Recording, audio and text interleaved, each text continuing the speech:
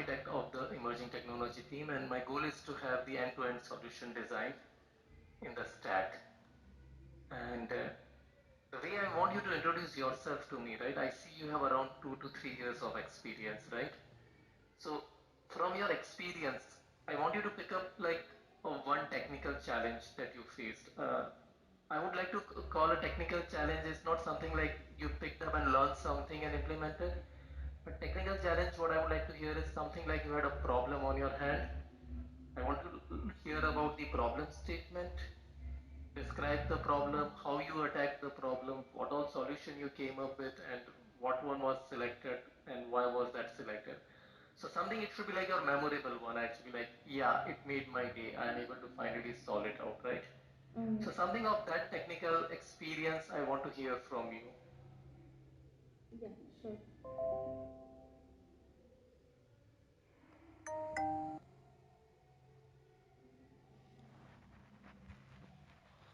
Mm, Yeah. yeah, go ahead, Max. Yeah, so basically, Pratik, I have from past 2 years I have been working with Altron for Cisco. Basically, Cisco is our client, so I've been working onto the client location. Into this project, more or less, I am basically working into a microservice-based architecture as a backend developer. If you talk about my project, so currently we have like it's a kind of an SDN controller, more into networking domain, where you can onboard a huge number of devices within a network. You can actually configure those devices through a web portal within that network, and fetch certain configurations from the device. You can, like, for example, configure circuits, etc., for the data to pass on from one node to another. So it is kind of more or less a networking based project. If you talk about my current technology stack, so I've been working into microservices based architecture with the different number of services written into Spring Boot majorly. If you talk about inter-service communication, we are using Kafka, and apart from that, we also have certain REST endpoints exposed for the external applications or external services to hit our backend services. And apart from this, if you talk about the database, we have MongoDB, which is a NoSQL DB that is there. And yeah, so we are using Docker for testing and deploying our applications, and Git as the versioning tool we are using over here. So now, coming on to the part which I feel that I have faced as a major challenge. So we have a very, a complicated kind of application, basically written into so there is tuning of devices. So there are a lot of, thousands of parameters that are actually configured onto devices, and there are a lot of things going on with that particular application. That is majorly written by Italy team. That is something that is an algorithm basically. Even Cisco has a patent over it. So my part was pretty challenging, that we had to actually, so there you can say there are multiple, components into which we have, a lot of code. Basically, you can say multiple devices, and that code actually, if you talk about that process, so that entire process and code runs for around 15 to 20 minutes. So I had to actually segregate all the logs from that particular application based on device IDs. So that was something pretty challenging, because into that I had to actually log for a particular particular file for a particular event. So, putting a lot of checks over there was very difficult. So we had to come out with some approach, so that with minimal changes into that application, and because that is something really bulky, we can actually log the events which we want at a particular time, so that the user triggers any kind of event and everything starts building. So we had multiple things, like we suggested Kibana, etc., and certain other things. Finally we came out with an approach using logback. So we can use filters on logback basically for that part. So I had to actually Google a lot, didn't actually got everything into Google, and then use a little bit of AOP to finally somehow try doing it. So it actually took around 1.5 month to actually complete that part. So that was really cumbersome, and yeah, it actually led somehow with minimal changes I had to do it. So that was something I feel was challenging for me. So, if I understand the problem statement, right, what you're saying the problem statement is that there are a lot of devices being added onto the portal, and whenever some changes are happening on the device, it is streaming out the logs in huge quantity. And since you might have a Docker environment, those logs might be distributed across different servers, right? Yeah. And you initially thought of using Kibana solution by streaming all the logs into that particular single place, and then using that device ID, and then it should stitch up the logs, right? Yeah. So I'm wondering, like in the log bag, it's just the XML there, right? And with AOP advanced proxy, like you just ideally Kibana was the perfect fit there actually, but I'm surprised why you didn't use Kibana and why you went to log bag AOP and just send out the logs actually. I did not understood that part. So If you're actually, getting right, you have a yeah. Go ahead. yeah. So actually, honestly speaking, we didn't wanted all the logs. So if you talk about Kibana, it will give you almost all the logs, and you actually have to put manually filters over those logs, right? So Yeah. we didn't wanted anything like that. Actually, on the UI, we just wanted a single file, a kind of, you can say, text file, onto which certain logs were actually filtered by the application itself. So we have like an XML file where you can actually put filters on those logs. Okay, I want just logs from this application for this particular package only to be shown to the user. So those were like we have to actually show that to the user that okay, if this was a single application, and for this particular device, suppose we have a huge number of logs. We have debug logs, info logs, error logs. So inside I don't want any debug logs, I only want the info logs. And in fact, in the info logs, I do not want to actually log any kind of critical information, any kind of information that is specific to code or something like that. I just want user to see certain specific, suppose it is logging in info logs, it is logging around 200 set of logs for one iteration, but out of those 200 I actually just want user to see 20 logs. So so based on my condition, basically that is why I am actually pushing that to certain file, and then showing that to the user. So inside the logback.xml, if you check, you can provide certain filters, so that if you want to just what level of log you want to show to the user, what is the particular file or package into which there are logs, and which you want to actually show to the user. So these kind of things you can do using the filtering of logback basically. Okay. No, I see that point actually, but still, like, so what you are creating is small files, right? For all, through. Yes, I'm still trying to envision, like, okay, you are having a filtering done actually to filtered out the logs that should only be shown in the application, right? Yeah. And when someone clicks a view on the portal to see that logs, you read the data from the file, correct? Yeah. But how does it work actually? Your application is scaled across multiple places and you have the file stored in the centralized place, right? Because for such solution also, I think Kibana with the Elasticsearch solution works perfectly fine, right? Because you can have the filtered data streamed onto the Kibana, and Yeah. whenever user wants that data, that he clicks on that, okay, so you filter it based on the application, makes the API call and get the data from Kibana and show it on the portal. Yes, Yes. You can, the logback is just like a layer in between where you just create the filtering so that what logs you want to stream and in what format you want to stream out, right? yes. So basically, that was just specific to, as I mentioned, one particular application.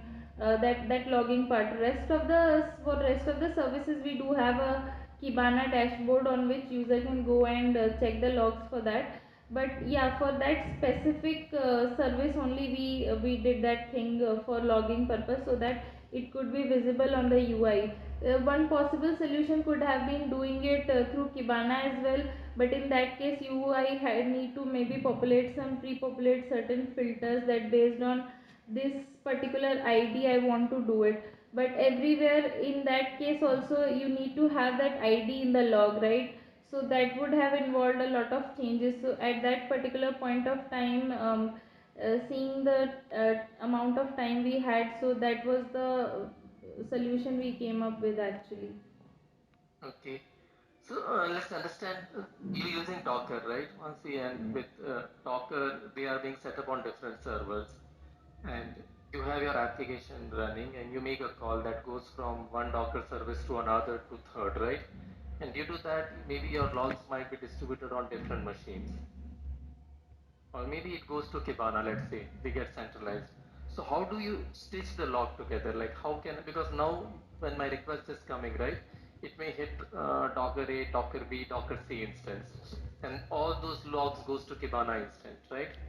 So if I want to trace my entire request, right, from that Kibana or different files, how will I do that actually? Miss? You had these problems with you on that? You're Uh, getting like your logs get distributed around different server, but the request is same. It just flows from one microservice to another, right? So how do yeah. you stitch the logs together? You So don't understand my question, or did I confuse you?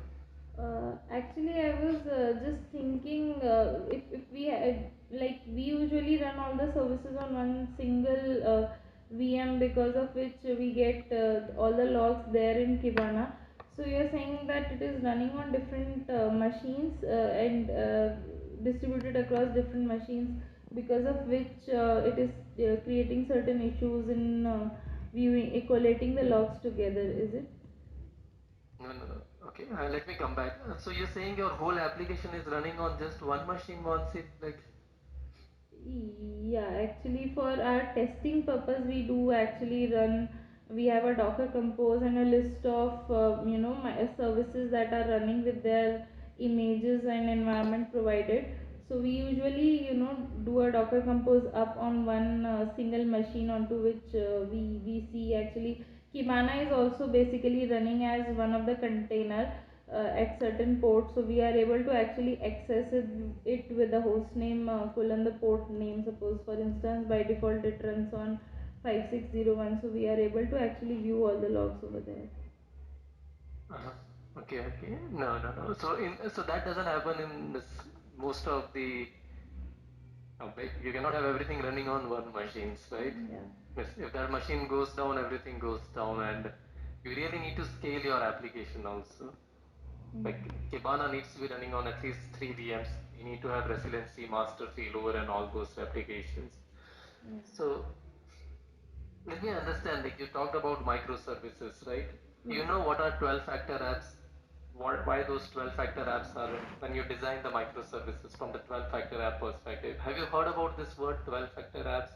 No, honestly speaking, I Okay, never because heard now of it. since you are saying you are on a single machine, your services might just talk over the local host actually.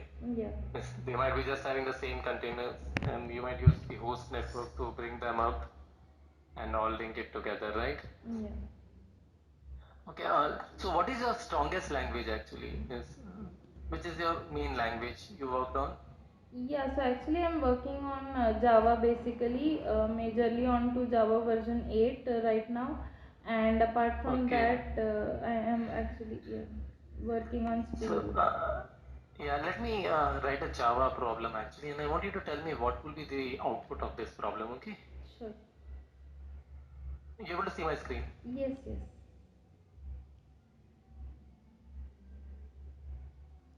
If I do some syntax error, just assume it's going to get compiled. Okay, sure.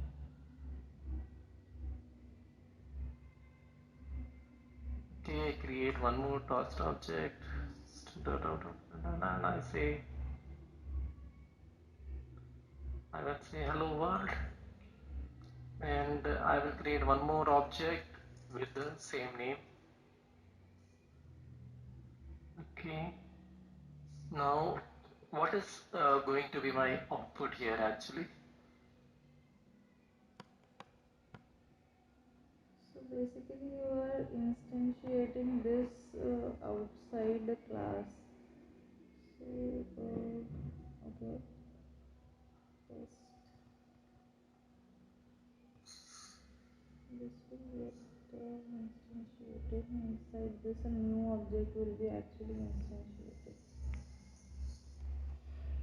So if you go to the main, it is actually instantiating this basically test class, right? So it will create an object of test. So inside test you are instantiating another test object. So I think actually this will keep on creating objects and basically because see inside test you are creating another test, so it will go to create another test and again you are creating a new test object. So isn't it something that will run repeatedly and cause some out of memory issues? Okay. So the out of memory error comes when there is no space for the objects to be created, right? Yes, because I think this will keep on creating a lot of objects. Do you think the object will get created?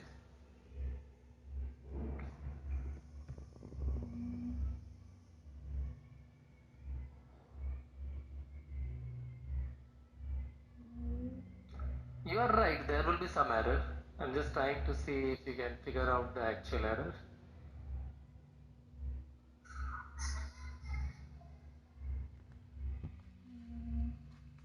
Okay. Is it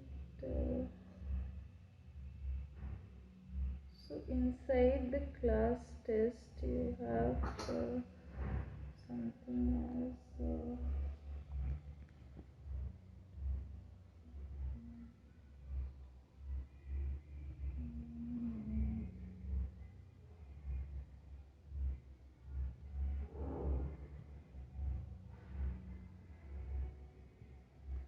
So what will happen? It will try to create a new object, right?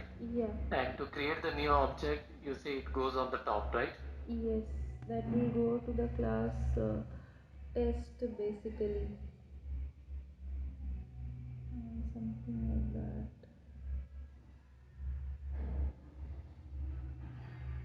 Go to the test and then it will actually try to create another object.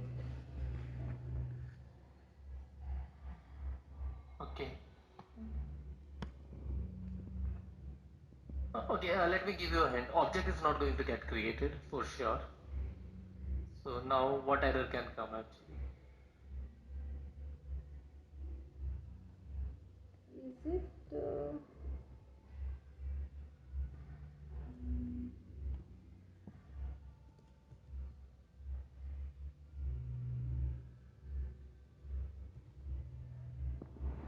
mhm.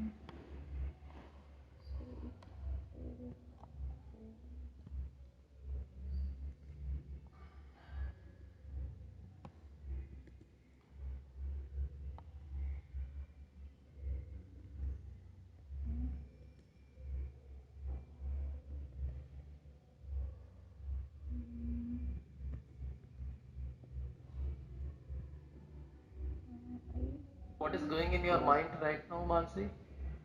Actually, I was just basically thinking if suppose the object is not going to get created, then it might actually result into some, you know, is it going to be some overflow error or something like that? Because uh, I see that this is actually being called again and again, so I'm not sure which error will be there, but It's an overflow error only, it's stack overflow. okay. Yeah, miss, you understand when you make a function calls, they are happening over the stack out, Yeah, right? yeah, correct. This is like kept calling again and again actually till the stack memory that is being allocated. Mm. Yeah, Ashok, you got it pretty much nicely. Okay, Mansi, like I want to know like what all design patterns you have worked on. Yeah, so majorly I have actually worked on factory prototype builder and basically these and singleton as well. Okay, so the just basics patterns all you have covered actually. So I'm looking at your profile actually, okay? Okay. For bugs actually.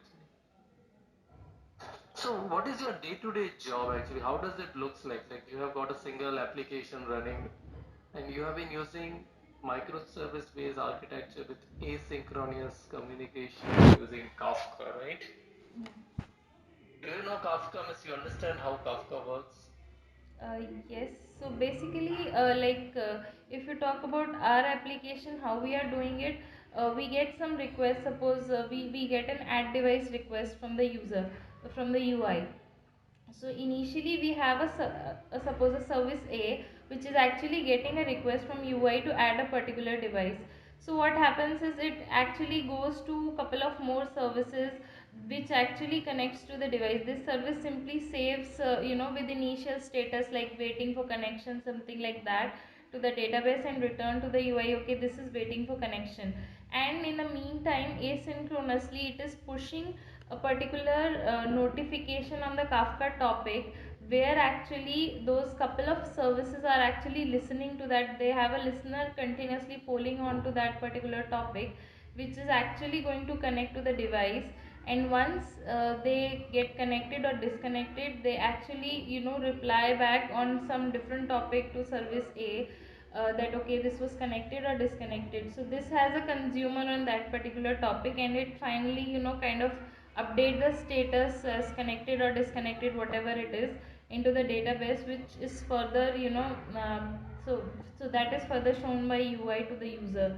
So this is how we are this is somehow we are actually working with Kafka. We are actually pushing different kind of notifications onto different topics, basically for different services, onto which certain services, respective services, have their listeners over those topics to actually listen to.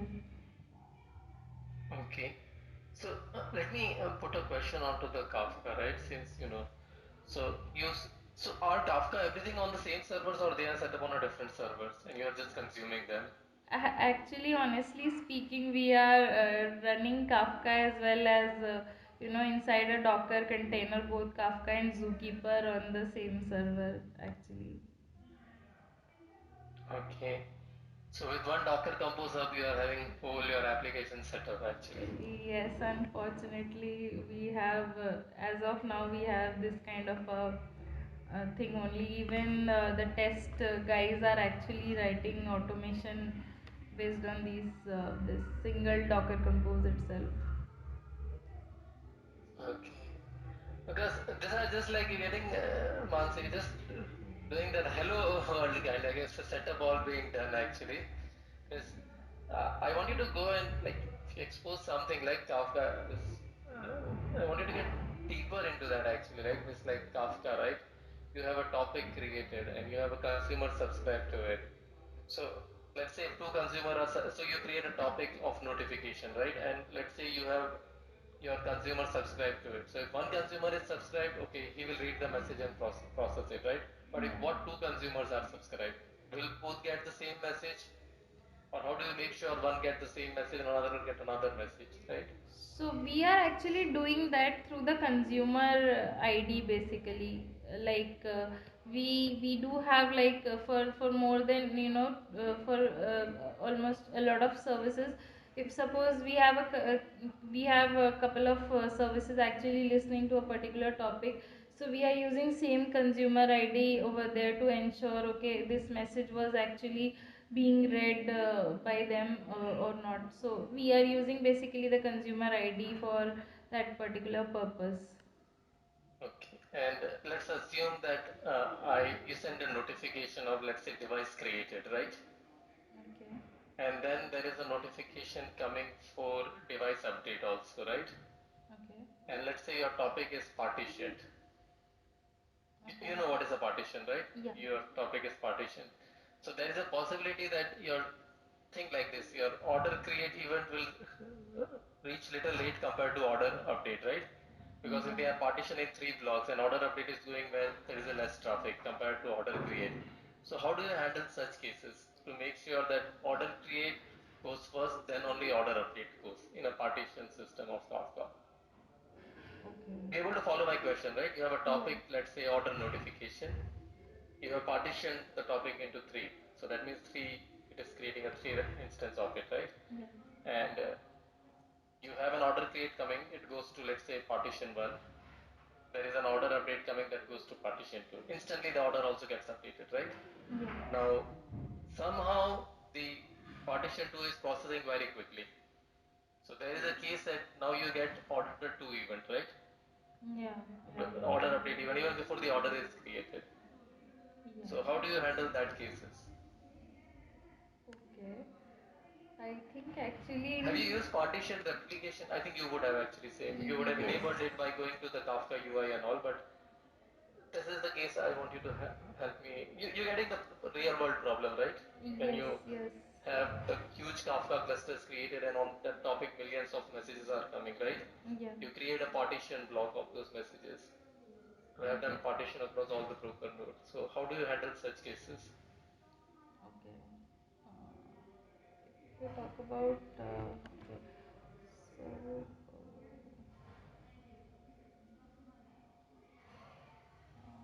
so So let's say if you want to design in Kafka, how will you design it? Actually, I think you have not faced this problem, right? So yes, actually. that might, but if let's say if you want to design in Kafka to solve this problem, Mansi, right? How will you solve it actually? Just what will you put in Kafka to solve this problem? Can we have like some kind of basically I'm not sure how to solve this problem, like as you mentioned that for the create request will go to some particular partition and update is going to some other partition. What we do have into our cluster, suppose we have like for example 3 instances of some application or something running and we have 3 different partitions over there. So what we are basically doing is we actually have a device id which is a kind of unique key. So we are actually having some kind of algo. So okay, suppose we have like number of partitions as 3. So what we do is we do a device id basically mod of 3, and then we calculate okay on this particular partition we actually have to send the data. So we simply provide into Kafka producer okay this particular partition has to be we have to send the data on to this particular partition for this device id basically. And similar kind of logic is actually there in basically while reading from the partition, but not sure how to actually. That is something event based that I think you're talking about. uh, it's kind of update and add No, you event. designed the right solution as how Kafka has designed actually. Okay. So it's simple actually. Device ID is the unique identifier like the order ID, and you do the mod of it and you get the partition value, right? If there are let's say 8 partition, so they have something called as a replication key actually, partition key, Yeah. which does the same thing as what you said. You specify the partition key, you say the partition key is device ID. Then all the notification that comes for that device ID, right? It will make sure it sends them to the same partition. Yeah. From the application, you cannot specify that it should go to this partition, this partition. I think that was the way you were thinking of how I would design, right? Yeah. But that's how it works actually. Okay. So I think we over time, but last 5-10 minutes, I want to give to you, Mansi, if you have any questions or anything. Yeah, I would just like to ask actually, I'm not very much aware. I just had a discussion with the HR.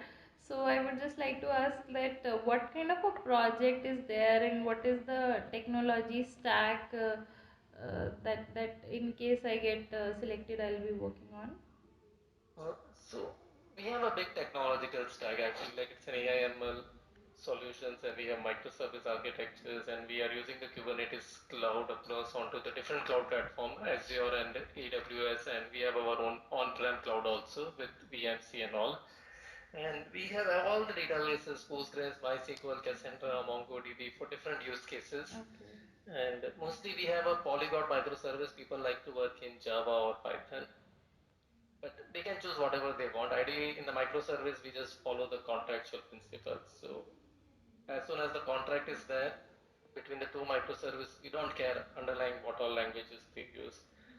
And pretty much we have like a good robust architecture. So I think pretty much what yeah, Miss, I see your part actually, Miss. For your application, you just need, maybe you might not have that many users, so one machines might just help us actually for that particular user and all. But for us, we have like all the VMware thousands of users, everything. So we really need to have a resilient, strong system.